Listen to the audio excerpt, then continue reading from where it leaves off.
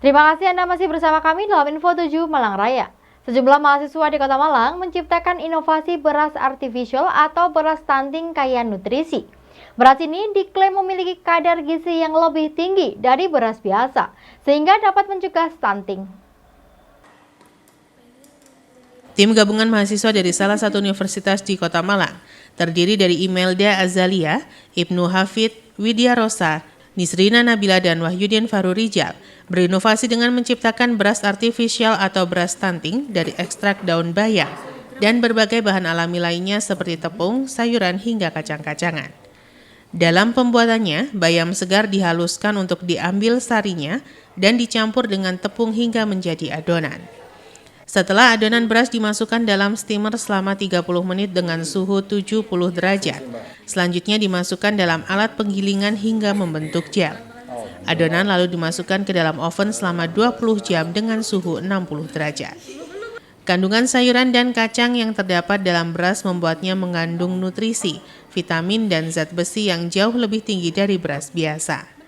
Nutrisi dalam beras artifisial dan harganya yang murah dipercaya mampu menekan angka stunting yang ada di Indonesia. Kedepannya, beras artifisial buatan mahasiswa ini akan dijual setengah lebih murah dari harga beras di pasaran. Tidak hanya di Kota Malang, namun juga merambah daerah lain yang memiliki angka stunting yang tinggi. Diharapkan dengan temuan beras stunting ini nantinya dapat membantu pemerintah dalam menekan kasus stunting di Indonesia.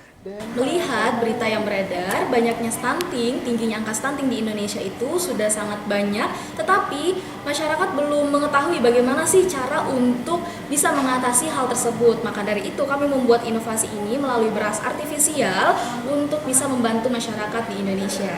Nah, kenapa kami membuat beras? Karena rata-rata di Indonesia itu 80%